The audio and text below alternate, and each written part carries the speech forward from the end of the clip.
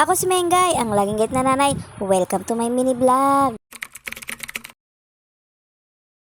Kamusta mga kaina? At sa wakas, nakapasyal kami dito sa may TLC, sa may Taguig. Simula pa nga lang ng paglalakad namin, pagod na kami dahil sa sobrang daming tao. Hindi na nga kami pumasok dito sa kubo na to dahil sa haba ng pila. Kaya ang ginawa namin umikot muna kami para mapunta kami dun sa may mga pailaw. Lahat nga ng dadaanan nyo maliwanag at napakaganda ng view. Meron din silang libreng train dito, pwede ka magpaatid hanggang sa bahay nyo. Syempre, Emila. Pero masarap sumakay dito dahil libre lang at iikot ka niya sa buong planeta.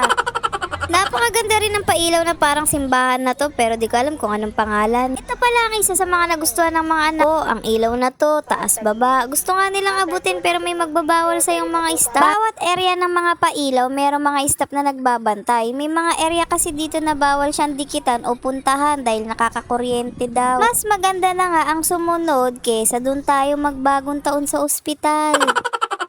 Ito naman ang nagustuhan ko, yung area ng mga pailaw ng parol. Ramdam na ramdam mo nga talaga ang Pasko dito sa TLC Park, dito sa may Taguig. Advice ko lang sa inyo mas maganda pag nagpabook kayo online kaysa yung pumila kayo ng kahaba-haba. Mas mapapabilis ang pila mo pag naka-online booking ka kaysa sa walk-in ka.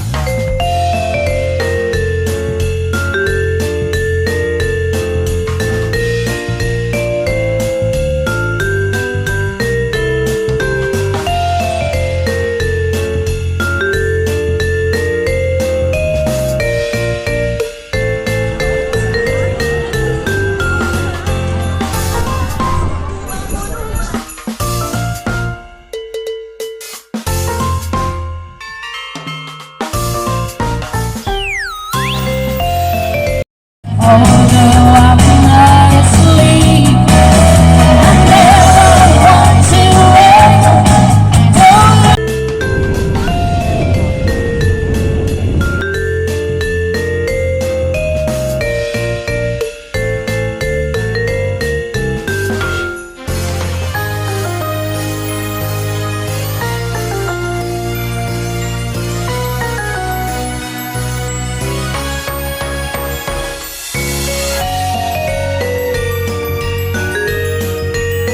At dahil wala nga kaming mapwestuhan para kumain, ipupunta na lang kami sa SM Bikutan. Dito na lang kami kakain at hahanap ng mapipwestuhan. Pero bago yun gusto ng mga bata bumili muna ng laruan. At dahil sinumpong na naman ng cellphone ko, hindi ko na naman na-videohan ang pagkain namin at ang pag-uwi namin. Kaya kita-kita tayo ulit sa susunod kong mini vlog. Bye!